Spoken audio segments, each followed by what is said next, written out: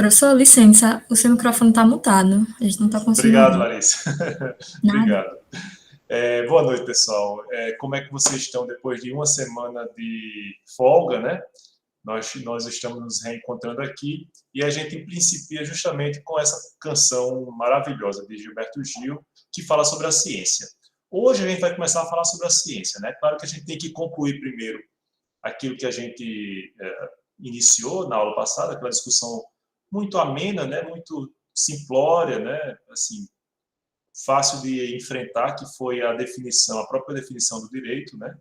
E aí a gente vai fazer uma conclusão desses nossos achados iniciais, para que a gente possa arrumar, finalmente, para a análise da ciência. Bom, o que a gente pôde observar da aula anterior, né? Qual a certeza que vocês tiveram em relação ao direito?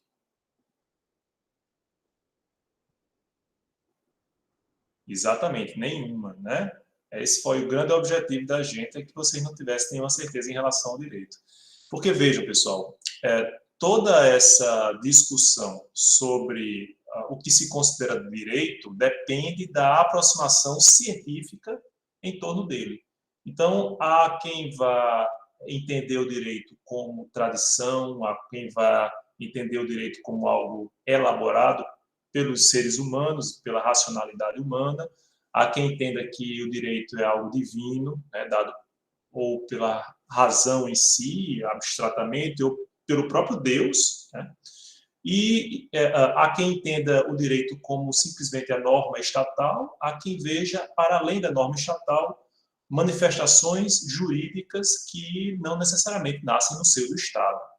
Vão se gerar a partir da criação das próprias pessoas, né, dos próprios seres humanos. Então, a gente se encontra com uma incerteza enorme em relação ao direito. Mas a gente vai buscar, nessas aulas iniciais, tentar, pelo menos, uma aproximação do que a gente vai estudar.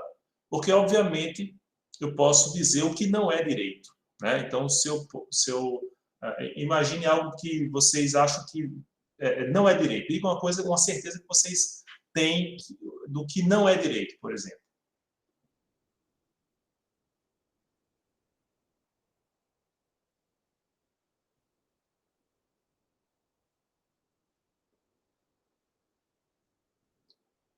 Vamos lá. Os movimentos celestes não são direito, né? Então, Paulo está colocando arbítrio. O arbítrio não é direito, né? É claro que a gente pode colocar, a gente pode dar fazer uma aproximação jurídica do que é arbítrio, aproximar da liberdade e tal, a questão da responsabilidade, né, ligada ao arbítrio, e aí a gente vai começar a mesclar com o direito.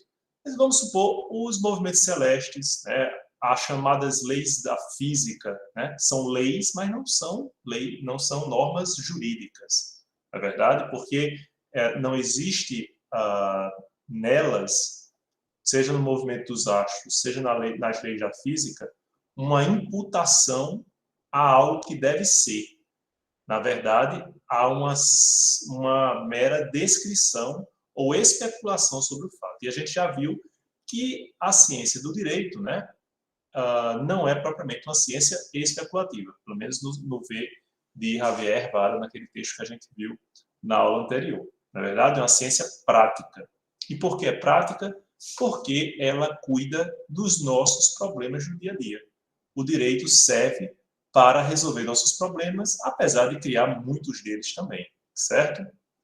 Então, retomando a nossa discussão em torno do direito, pelo menos a gente sai daqui com algumas convicções do que não é direito. Aí vocês vão dizer, se eu cuspir, isso pode ter relevância jurídica? Depende de onde você cuspir, né? Se for na cara de outra pessoa, obviamente, esse fato vai ter uma relevância jurídica. Hans Kelsen já defendia que aquilo que não fosse tido como ilícito era permitido, portanto, tinha relevância jurídica, né? Então, no fundo, tudo vai ter relevância jurídica sobre esse aspecto, sobre sobre esse prisma. Mas vamos tentar entender um pouco mais o que é que existe de cerne, de mais importante em relação ao direito. E aí a gente vai retomar a nossa apresentação, que foi iniciada na aula passada, e assim, houve tanta discussão que a gente terminou empacando um pouco, mas eu não estou reclamando disso. Achei ótima a participação de vocês, né? A gente viu aí algumas discussões sobre os sentidos da palavra direito, né? A gente viu que existem vários. Então, é uma palavra que tem vários significados, é polissêmica, e, além disso, existem percepções diversas de acordo com a corrente científica que se filia o jurista. A gente viu que é preciso ter cuidado com uma concepção única, né, unívoca do direito, porque por ser ela a que mais nos é apresentada, ou por ser ela a única que a gente conhece. A gente precisa abrir a mente para outras possibilidades também de manifestação do direito, certo? Bom, aí a gente chegou exatamente nesse quadro aí. Ele retrata um personagem muito conhecido de William Dafoe, que você já deve ter ouvido falar, Robinson Crusoe, né? Qual é a história de Robinson Crusoe?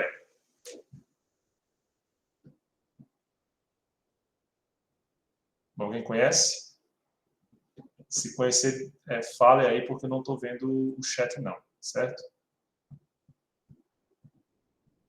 Ninguém conhece? Paulo está dizendo aqui que ficou sozinho numa ilha. Isso, exatamente. Robinson Crusoe, como é que ele foi parar nessa ilha?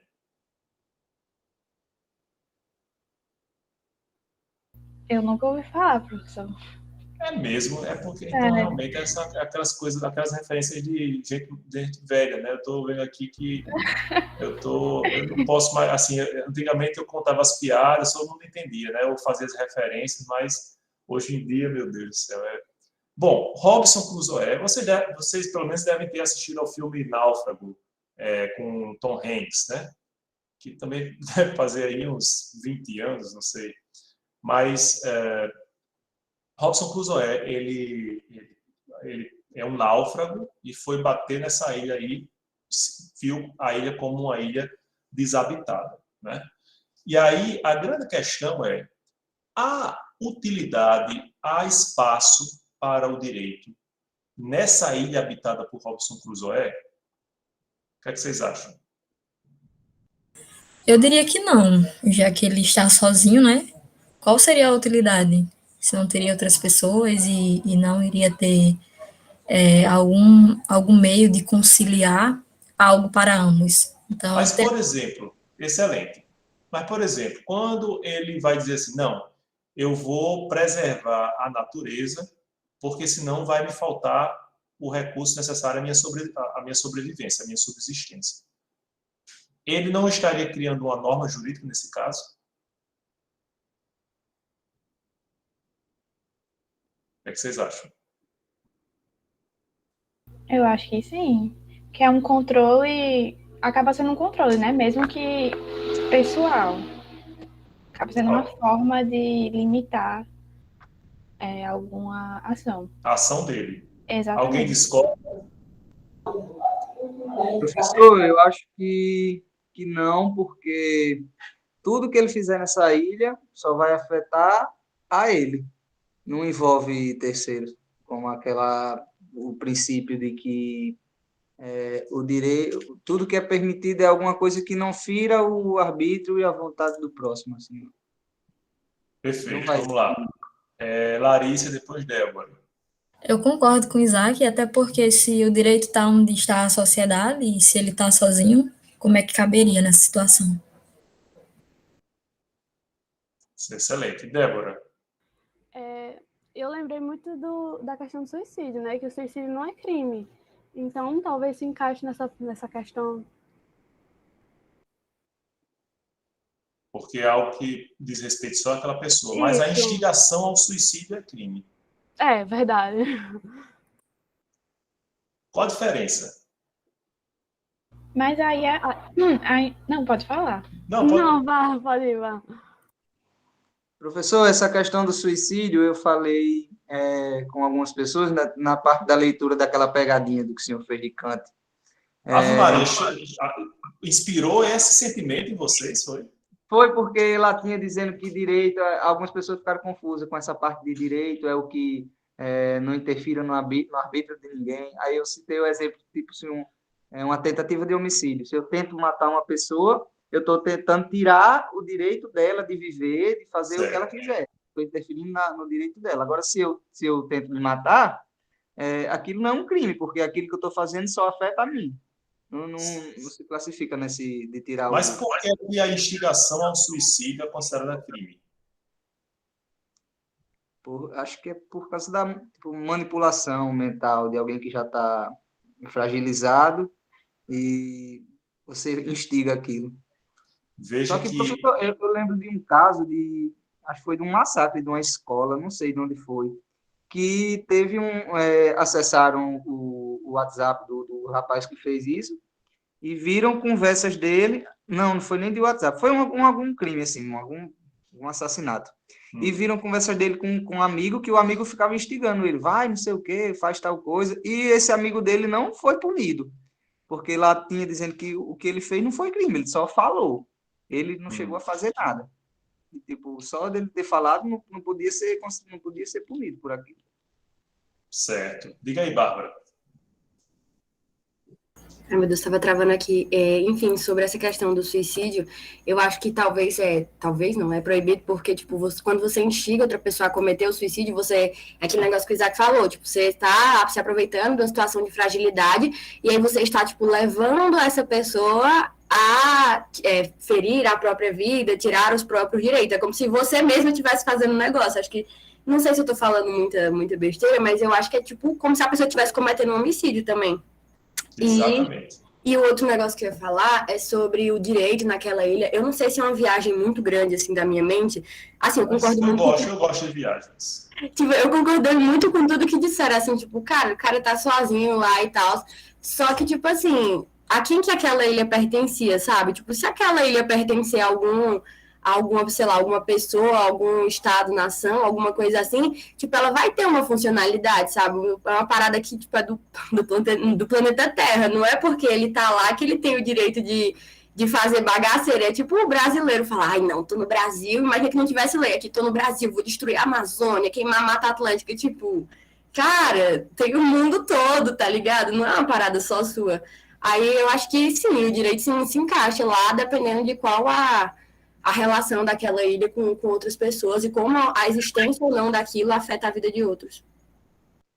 Professor, só para acrescentar uma parte, eu lembrei de uma citação, não sei se é de Freud, que eu estudei no ensino médio, acho que foi numa aula de filosofia, que ele diz que você é responsável por aquilo que você faz. Tipo, mesmo que alguém chegue para você e faça tal coisa, tipo, dê essa ideia, aquela pessoa não pode ser culpada de nada. É você que tomou a decisão final. Você tem a opção de não fazer, você vai e faz, e fulano disse para eu fazer tal coisa.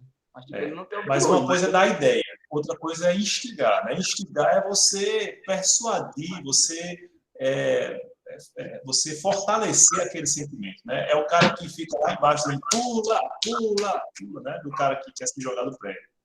Né? Então, realmente... A citação que eu vi foi tipo isso. Por mais que o cara instigue você a fazer tal coisa, a decisão final é sua. Eu não lembro de onde foi que eu vi, mas eu vou procurar aqui direito para ver. Mas como vocês já falaram, quando a pessoa está fragilizada, o seu poder de decisão ele é afetado por essa instigação. Por isso que no nosso ordenamento jurídico, pelo menos, esse fato é tido como crime. Professor, eu não sei se o senhor já assistiu, eu puxo muita referência assim do nada. Eu não sei se o senhor já assistiu aquela série Dexter. Não. Que é um psicopata, só que ele tem um código que ele só mata assassinos. Eu já ouvi falar. Está na minha lista de futuros acompanhamentos. Ele encontra um psicólogo, ele vai para um psiquiatra, um psicólogo, e ele descobre que muitos pacientes daquele psicólogo se mataram. E ele fica querendo saber por que ele vai atrás das fitas e tal, da gravação das consultas, e descobre que aquele psicólogo fica, tipo, incitando. Você tá mal? Morra. Fica incitando essas pessoas a fazer isso, a se suicidarem, né? Aí ele vai e mata esse cara, porque não, você é culpado. Você viu que aquela pessoa estava na merda e vai e diz um negócio desse, é claro que elas iam morrer. Então a culpa de todas as mortes é sua. Aí ele vai e mata o cara. Mas o cara nunca diretamente não matou ninguém, mas ele considera o cara culpado. Interessante, interessante. Futuros acompanhamentos. Estão malhando aqui de mim da expressão, né? Vou guardar aqui os futuros acompanhamentos. Rebeca. Boa noite, professor. Boa noite. Na verdade, era sobre a questão da ilha, né? Sim. Os direitos. Eu concordo com Bárbara, né, sobre o que ela falou, porque eu acho que estaria mais atrelado, direito atrelado à moral, porque você não vai chegar, quer queira, quer não, tem animais, tem a fauna e a flora da ilha, né? E você não pode fazer bem o que você bem entender, sair devastando tudo, matando todos os animais, que isso gera um impacto. Então, acho que teria direito sim, mas o direito atrelado à moral, nesse sentido. Não sei se estou falando besteira ou não, mas pelo menos é o que eu enxergo, né? Interessante o argumento de vocês.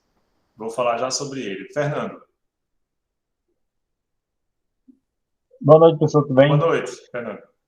Não, assim, eu vou até pular a parte da ilha, vou falar sobre essa questão que acho que o Isaac falou, sobre, tipo, quem incentiva não tem culpa e tal. Sim. Só que, inclusive, lá nos Estados Unidos é até usado, né? Aquele negócio do infiltrado, cria uma operação, dá a oportunidade de você ser corrompido, né? Mas no Brasil não pode. É aquela coisa, tipo, a justiça não pode criar o crime. Mais recentemente já houve alteração legislativa para que fosse possível o agente infiltrado. Pronto. Mas aquele do criar o crime para vocês oferecer, aí isso aí é uma discussão. Então não pode a justiça, por exemplo, vamos saber se ele é corrupto ou não, vamos oferecer dinheiro para ele estando num cargo público. Isso. Aí tipo, não tem ninguém. Seria o que a doutrina chama de flagrante preparado. E isso aí fica muito complicado. Então, se a pessoa nunca tiver a oportunidade, talvez ela nunca cometa um crime. Aí você vai dar a chance dela vigiar. Exato. A culpa é sua, não é culpa só dela. Né? Perfeito. Qual o autor da situação. É isso mesmo. Agora vamos voltar para a questão da ilha, né? Pois é, a Paulo está colocando aqui, a ilha era uma ilha de terra, uma terra de ninguém, certo? Quando Bárbara e Rebeca já colocam, já vem a situação jurídica, né? Bom, a ilha, todas as ilhas têm uma propriedade, né? Pertencem a alguma pessoa ou algum estado. Então, não existem terras devolutas, não existem terras sem dono, né, no planeta. Mas vamos abstrair esse conhecimento que você já tem em relação ao direito internacional, né, a impossibilidade de uma terra não pertencer a ninguém, e isso só existe no planeta em relação à Antártica, mas mesmo assim ainda existem, vamos dizer assim, algumas regalias, alguns privilégios de algumas nações em relação à Antártica. Abstraindo isso, o que a gente pode observar é que não faz nenhum sentido o estabelecimento de regras jurídicas para Robinson Crusoe cumprir. Porque as regras que ele impuser a si próprio são regras que só ele cumpre e só ele verifica o descumprimento. Então você pode dizer, não, hoje eu tomei muita água de coco, eu depredei muito o ambiente, eu vou me dar umas chicotadas, né? Isso não constitui verdadeiramente uma regra jurídica, porque falta algo essencial a essa conformação que a gente vai ver logo mais, que é a inexistência de conflito. Mas o conflito dele com a consciência, não, isso aí é figura de linguagem, é uma metáfora, certo? O que vai caracterizar mesmo o direito é a possibilidade ou a intenção de resolver um conflito. E não havendo outra pessoa com quem se contrapor um interesse, não existe conflito. As regras que Robinson Crusoe vai se impor são regras morais, como vocês falaram também, certo? Então, são regras que ele próprio impõe, ele próprio cumpre ou não. O que é que vai sair dessa regra? Vai sair o sentimento de recompensa, ou de frustração, ou de remorso, né? Ou de orgulho, mas algo que vai afetar apenas ele. Na história de Robinson Crusoe, existe um momento em que ele conhece um outro habitante da ilha, um nativo que é chamado Sexta-feira. E aí, quando ele conhece Sexta-feira, aí sim eu posso dizer que há espaço para a criação do direito, tá certo? Isso por quê, pessoal? Porque essa máxima em latim, né, dá conta da importância da sociedade para o direito, que diz: onde está o direito, está a sociedade. E pode dizer também: onde está a sociedade, está o direito. Então, é como se fosse algo próprio do direito a formação gregária, a ideia de que pessoas convivem e desse convívio surgem conflitos, e aí o direito entra para solucionar esses conflitos. Se a gente parar para pensar, há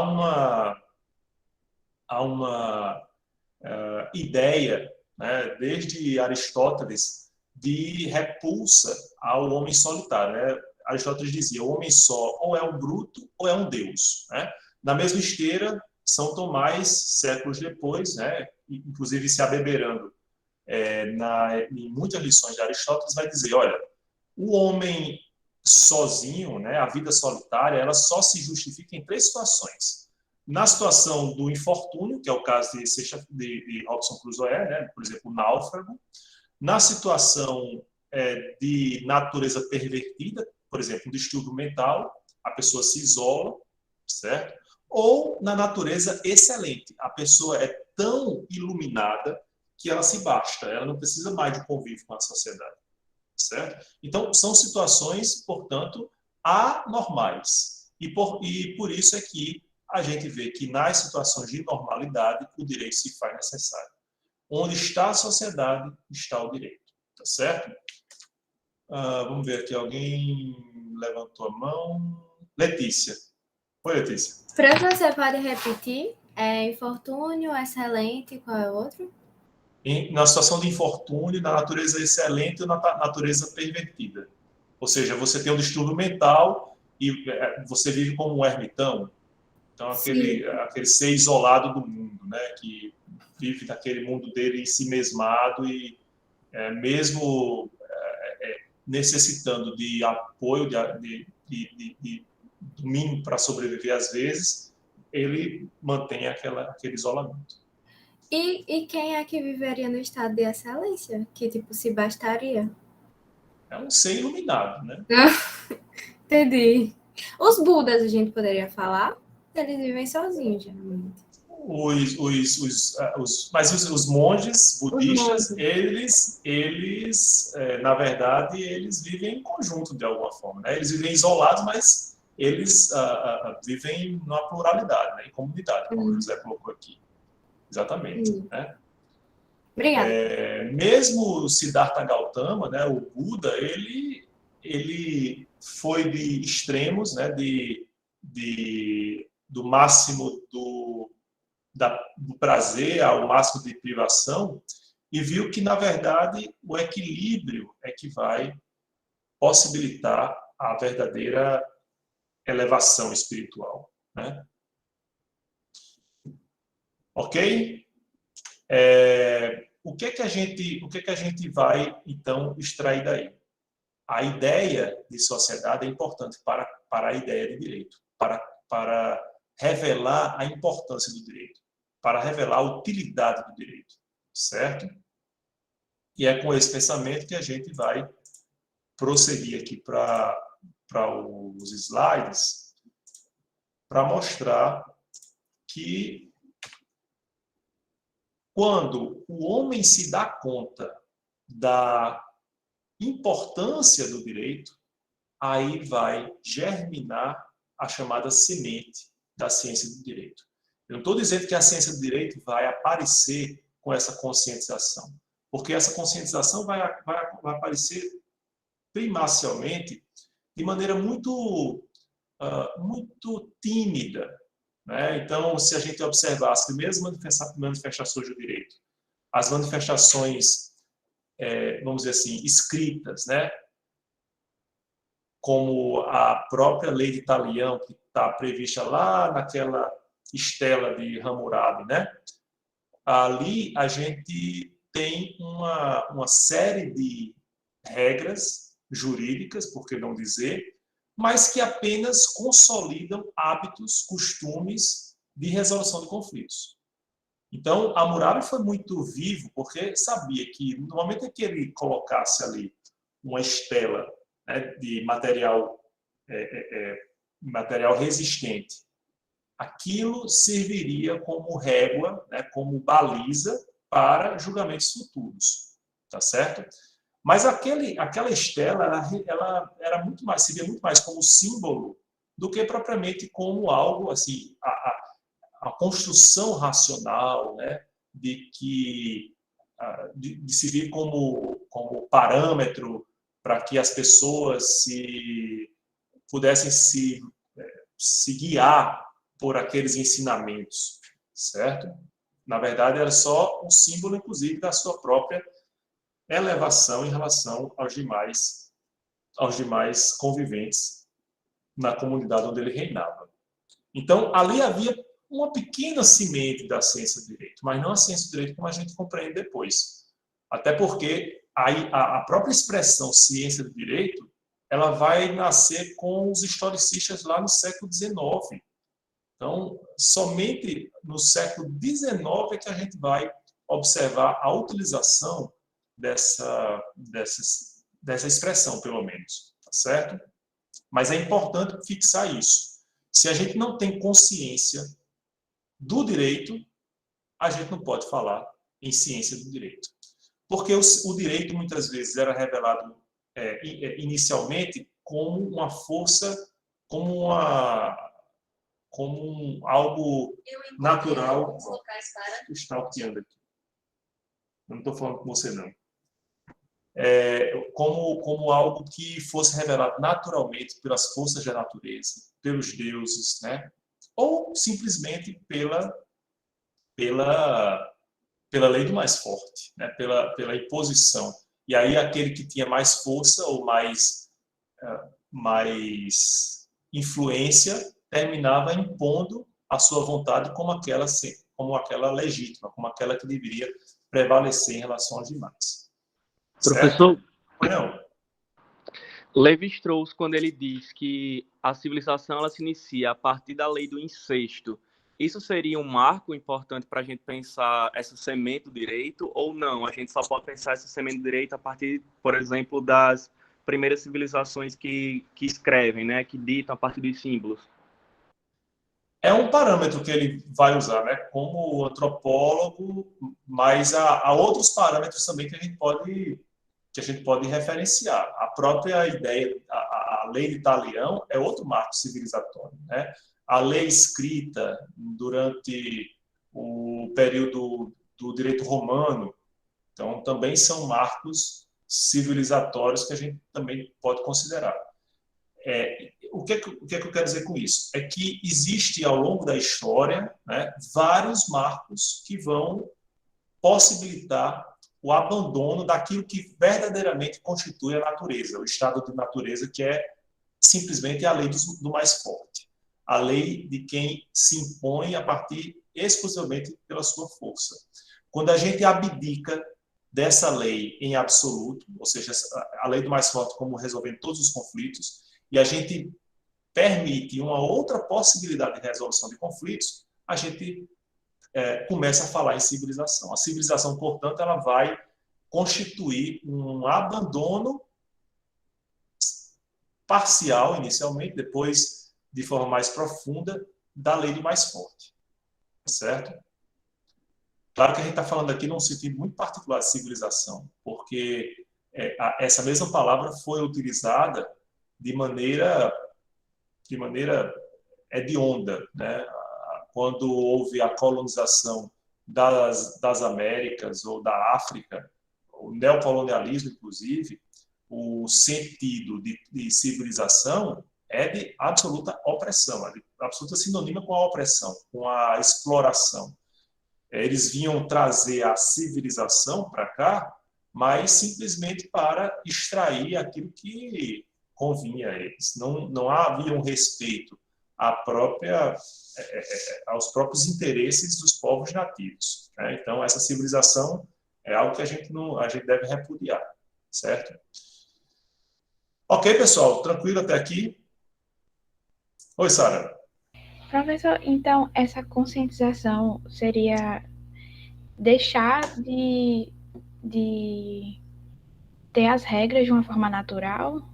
Não, a conscientização é ter noção da importância do direito. O direito não é mais uma revelação natural. O direito não é algo que faz parte da natureza. O direito é algo que é elaborado, né? Ele pode até se compreender, no seu princípio era assim, como uma revelação divina, né? Mas aí a ciência do direito vai permitir chegar à conclusão de que o direito, na verdade, é algo construído, elaborado pelo intelecto humano. Não é o que a gente vai colher da natureza. Mas vocês vão observar ao longo da história do direito várias referências a direitos naturais. Assim foi a Declaração de Independência dos Estados Unidos, a Declaração do Homem e do Cidadão, depois da Revolução Francesa. O próprio Código Civil Napoleônico teve inspiração naturalista, né? Do sentido de que ali eles consolidavam direitos naturais.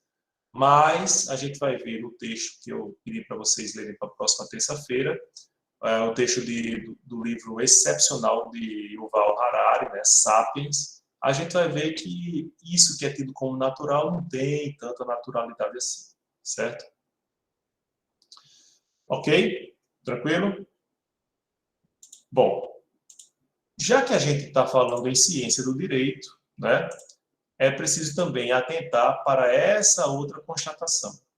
Cada ciência vai se exprimir numa linguagem. E qual é o objetivo dessa linguagem, pessoal? A comunicação. E eu estou lendo um livro que eu já devo ter falado para vocês, né? Um livro cujo título, por si só, já chama a atenção, que é uma biografia não autorizada do direito, de Fábio Leão Coelho. É excepcional esse livro, né? Eu estou lendo assim, estou tentando me conter para não ir muito rápido, perder assim, terminar ficando meio que órfão dessa leitura depois que for concluída, mas ele chama atenção para o juridiquês, né? Ele faz uma crítica ao juridiquês.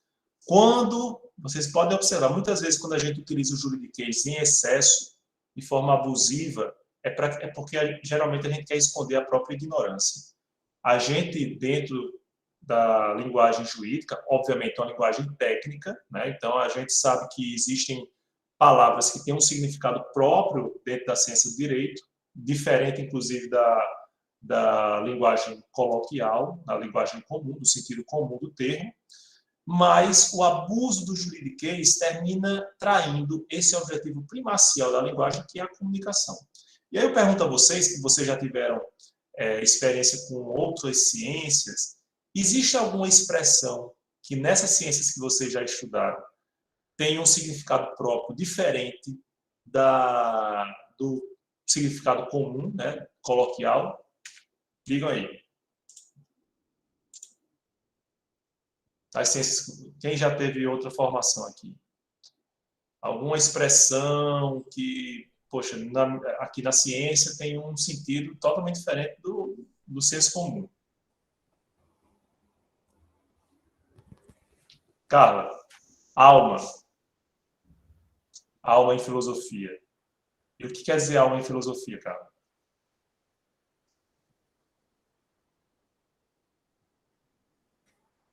Exatamente, né? É o nada. Ítalo. Boa noite, professor. Boa noite, Boa colegas. noite. O senhor falando, me recordei da palavra teoria, né? Muito utilizada principalmente na física. Não sei se eu tenho competência assim, para explicar, né, afinco o que é, mas acho que no dito comum, teoria é visto como uma hipótese, né? Algo que é possível de acontecer, enquanto que na física uma teoria é algo consolidado e explicado, muitas vezes até por uma equação, por uma fórmula. Perfeito. Falaram aqui no jornalismo, né? Fernando falou aqui dos jargões de jornalismo, por exemplo, dá uma barrigada, né? Barrigada não é não é o movimento do bucho, né? Tem um monte, tem bigode, tem Bigode? Que é bigode? retranca, muita coisa de jargão, né? Pois é. E são termos que, para o jornalismo, fazem todo sentido e são utilizados ali de forma muito natural por quem é jornalista, né? O direito também tem isso. Denise está colocando aqui na física também a utilização da palavra lei, né? A gente até se referiu à lei física, né? A lei não é no sentido que, olha, se eu estou aqui com esse lápis e essa caneta e a lei da física vai determinar que essa caneta desça. Aí, se não descer, você vai receber um castigo, caneta mal criada, né? Não é nesse sentido, obviamente, né? No direito, a gente também tem algumas expressões que têm outro sentido. Por exemplo, eu estava assistindo há muito tempo mesmo, quando eu ainda trabalhava no interior, eu estava assistindo a um programa, aqueles programas que passam depois do almoço e que tem só em canais de parabólica, né? E era da irmã de Faustão, por sinal. E ela dizendo, olha, eu estou vendo aqui a notícia, mas é um absurdo mesmo. O Tribunal do Espírito Santo se julgou incompetente para julgar essa. É muito absurdo. Os juízes, como é que os juízes podem exercer uma função sendo incompetentes, né? Eles mesmos reconheceram que eram incompetentes. Isso é um absurdo. Mas, gente, incompetência no âmbito do direito, né, tem um outro sentido. A competência judicial, jurisdicional, é uma medida da jurisdição. Então, por exemplo, o juiz de Macaíba tem competência para julgar os feitos de Macaíba. O juiz de Natal tem competência para julgar os crimes, por exemplo, ocorridos em Natal, né? Ele é incompetente para julgar os crimes ocorridos em Macaíba, via de regra. Certo? Então, competência tem um sentido diferente, não é verdade? Muitas vezes a gente via a expressão assim, fulano, o pessoal lá na cadeia, né, e fulano estuprou Beltrano. Antigamente havia uma distinção entre estupro e atentado violento ao pudor. Então, o estupro era apenas o ato sexual forçado, né, a violência sexual, que redundava na cópula vagínica. Então, não era possível estupro entre dois homens, por exemplo, certo? Porque não era possível a conjunção carnal. Hoje houve reforma na legislação e aí tanto o atentado violento ao pudor como o estupro são considerados estupro. Então, hoje é possível haver, dentro dessa expressão, esse tipo de prática violenta, certo? O que mais? A gente pode ver a questão da interdição, né? O incapaz que é interditado. Mas como assim interditado? Ele fica assim, não pode ir para canto nenhum, né? Ele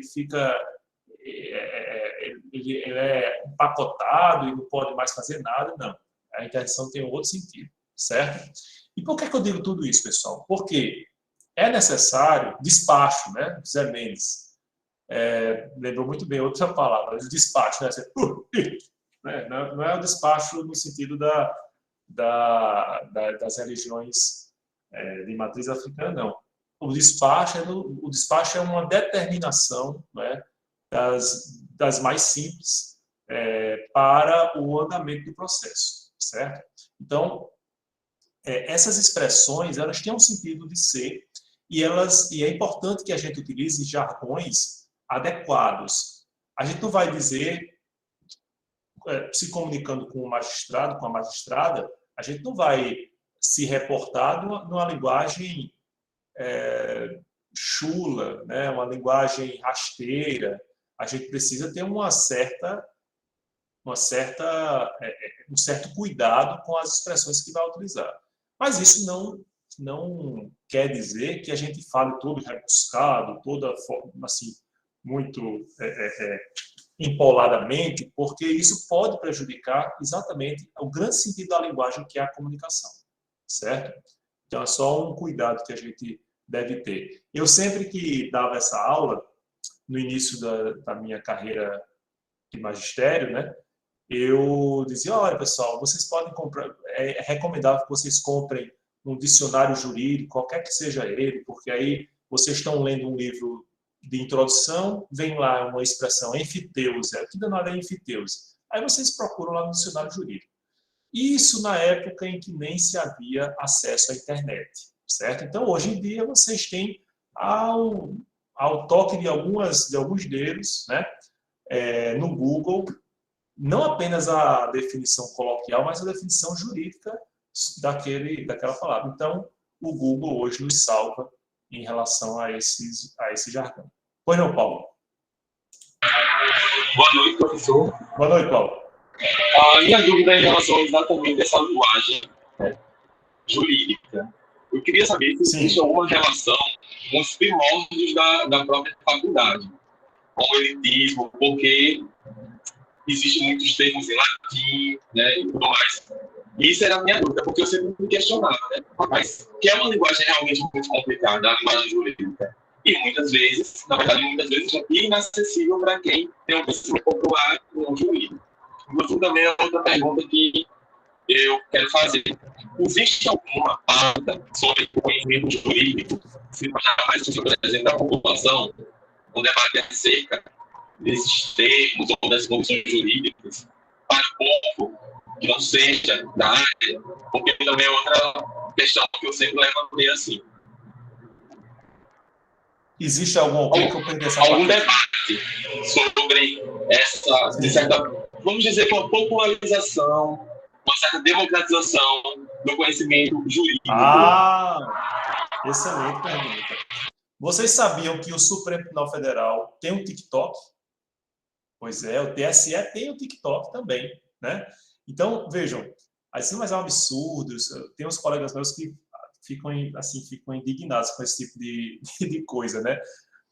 Mas, assim, se eles conseguirem... Eu vi uns TikToks do TSE excelentes, porque num momento, num ambiente em que se está colocando em dúvida a segurança do voto, é importante que essa informação, essa segurança, essa transparência atinja todas as pessoas, né? Então, seja demonstrado, e não vai ser demonstrado, não, é porque a gente usa os algoritmos e tal, vai ser testado, não. Tem que mostrar direitinho como é que acontece, e às vezes a linguagem mais coloquial, ela é mais efetiva. Obviamente, como o Paulo até colocou, a gente ainda utiliza muitos latinismos, porque, obviamente, isso é reflexo da influência do direito romano nas nossas vidas. A gente observar, o direito romano, ele influenciou não apenas o chamado direito continental, mas o próprio direito anglo-saxão. Se vocês olharem os filmes norte-americanos, né, que responde a outra espécie de direito, existem várias expressões em latim, né, que eles mesmos utilizam. Além do data venia, que serve apenas para todos os memes jurídicos que se possa ter ideia, né? Então, vai muito além do data venia. E eles são proibidos? Não. Em algumas situações, a gente vai utilizar, né, não apenas o data venia, mas em algumas situações são expressões tão corriqueiras, tão utilizadas, que elas terminam sendo incorporadas ao linguajar técnico próprio da ciência do direito. Então, não é condenável. O que é condenável é o seu abuso, né? Eu me lembro que eu levei um cara uma vez, um professor de tributário, ele disse, me diga uma coisa, essas palavras aqui que você utilizou em latim, né? Elas não têm um correspondente na língua vernácula? Não tem um correspondente em português? use em português, rapaz. Aí, a partir desse momento, eu tive mais cuidado em relação a essas expressões, que eu achava bonito, né? Todo estudante gosta, né, daquelas expressões nativas, data vênia e tal, certo? Mas a gente tem que ter cuidado, porque, por exemplo, quando você estiver perante um júri, você tem que convencer pessoas leigas. E aí você não vai convencer falando, data vênia, não. Você vai ter que falar de maneira acessível àquelas pessoas, certo? Não pode vulgarizar, mas tem que comunicar, ok? Deixa eu ver o que aqui perguntaram aqui. Advogados levam bronca por chamar ministro do STF de vocês. Ah, meu Deus. Cadê? Aí tem um sticker, né, do WhatsApp que é Marco Aurélio dizendo assim, onde foi parar a liturgia, né? Cadê a liturgia do cargo? Esse aí também eu acho um absurdo, assim. A pessoa se sentir ofendida porque chama de você, né? Eu me lembro desse vídeo também. Ridículo. Exatamente, virou figurinha. Letícia. Professor, essa história do Tribunal do Júri é muito interessante, porque eu assisti um júri que a promotora foi falar, tipo, você compreendeu a minha pergunta? E não era nem os jurados, era a testemunha que ela tinha que interrogar. E ele não entendeu o que ela quis dizer com compreendeu. Foi em um interior e a pessoa era bem carente, e aí, tipo... E essa parte também é bem difícil, porque o promotor e o advogado têm que fazer perguntas, né? E aí a pessoa tem que entender para responder. Então, a advogada fazia perguntas com juridiquês que nem eu entendia. Haver uma pessoa que não tem condição, tipo, para ir para a escola, para ir para a faculdade. Aí é uma pauta bastante interessante do direito, eu acho. Muito interessante a sua colocação, Letícia, porque quando a gente, hoje no processo penal, a gente faz a pergunta diretamente às testemunhas, né? E ao próprio acusado. Então, não tem mais a intermediação do juiz ou da juíza, como havia antigamente.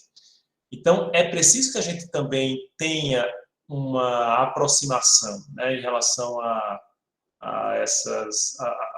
ao linguajar popular, né, e tentar traduzir aquelas palavras de forma mais didática, né? Eu sei que dar aula de introdução, para mim, é um exercício muito útil para a minha carreira também, porque como vocês não têm obrigação nenhuma de ter conhecimento sobre todo o linguajar jurídico, vez por outra eu faço umas traduções mais rasteiras, e vocês me perdoem por isso, mas esse exercício termina sendo importante também para a minha atuação profissional quando eu estou perguntando às testemunhas leigas. Ok, pessoal? Tranquilo?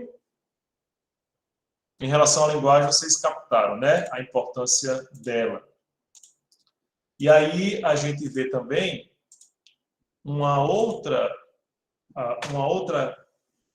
constatação importante, que é a da complementaridade das disciplinas jurídicas. Vocês vão ver aqui, a partir do próximo semestre,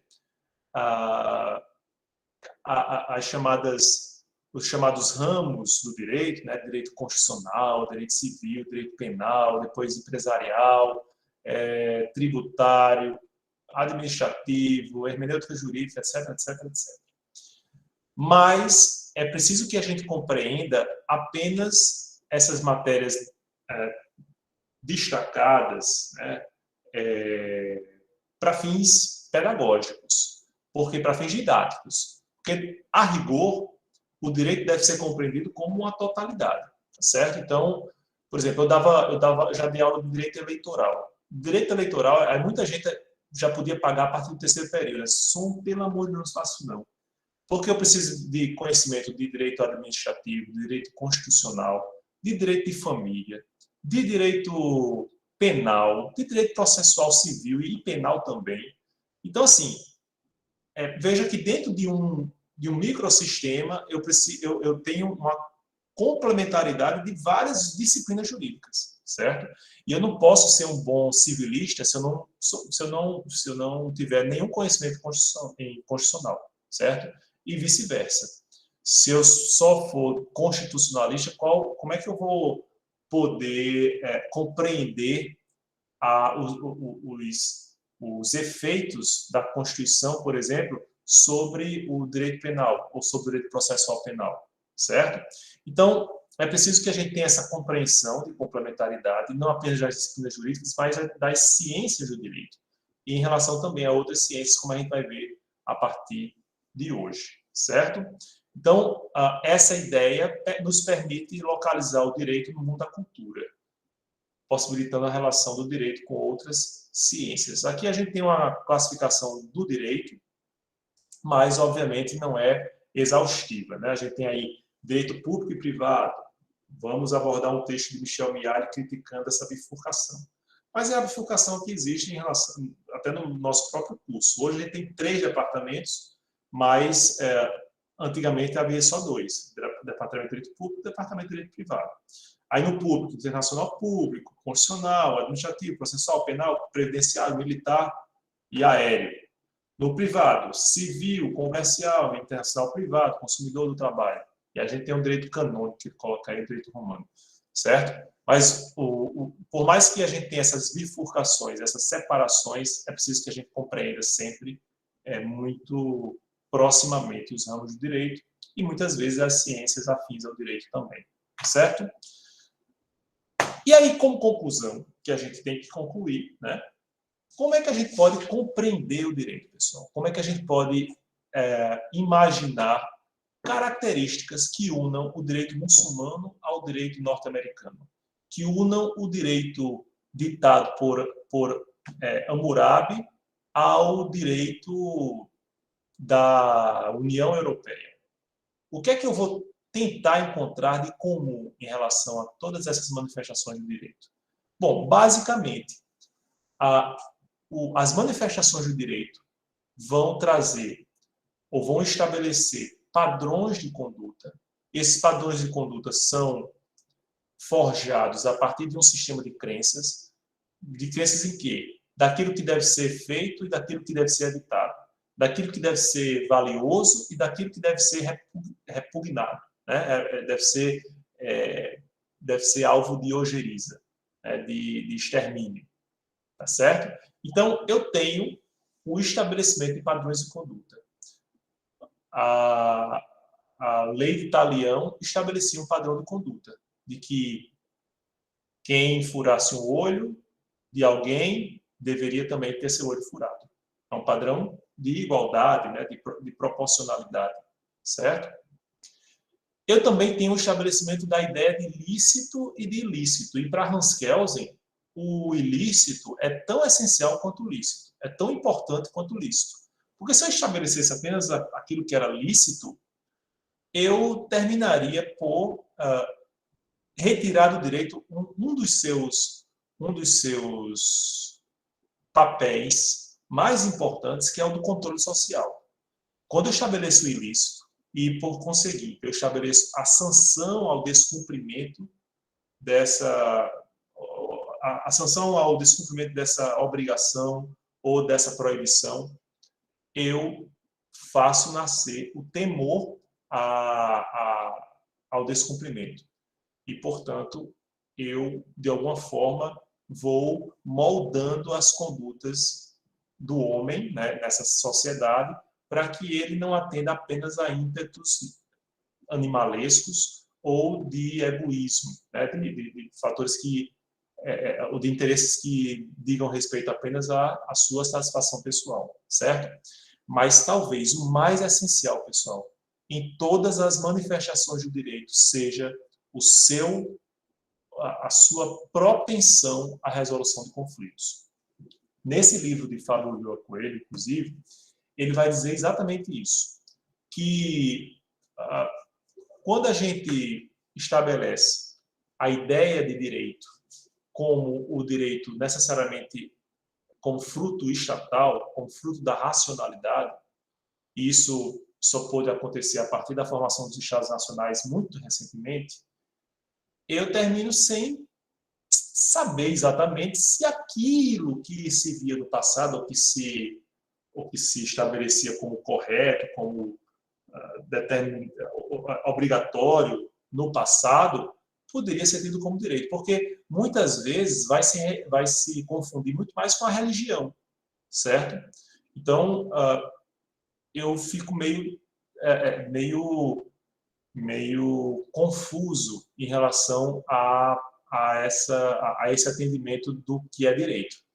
Mas se eu colocar nessa perspectiva o papel de solução de conflitos, aí sim. Tanto o direito praticado no Egito Antigo, né, como aquilo que as regras que valiam para a resolução de conflitos ali, como as regras que eu utilizo hoje para conflitos perante a Organização Mundial do Comércio, eu tenho presente a ideia, o propósito de resolução de conflitos, certo? Então, o que a gente está formando aqui nesse curso são pessoas aptas a resolverem conflitos. Nunca esqueçam isso, porque muitas vezes a gente é instigado a fomentar um conflito. Né? Não, eu quero brigar, eu faço questão de fomentar a discórdia, porque assim eu quero ganhar, eu quero vencer. Quando, na verdade, nós temos um papel muito importante de, não apenas de resolver o conflito, mas de evitar o conflito. Vocês vão ver nas práticas forenses que cada vez mais é valorizado o profissional que evita o conflito. É o advogado que faz conciliação no seu escritório, em vez de apenas pensar, não, vou ajuizar uma ação porque assim eu vou ganhar mais dinheiro, né? Ou o promotor que não tem aquela obsessão acusatória, né? Eu não gosto de fulano e eu vou perseguir fulano até o fim, né? Mas ele tá muito mais interessado em fazer respeitar a lei e exercer a sua função de maneira justa, também em relação àquele fulano. Né? Então, uma justa composição de conflito. Portanto, a gente tem que fazer essa reflexão para que a gente possa cumprir bem o nosso papel. E aí, pessoal, para finalizar essa primeira perninha da aula de hoje, eu trago um quadro que mais ou menos resume o enredo desse livro fantástico, escrito por William Golding, que é O Senhor das Moscas. Alguém já leu esse livro?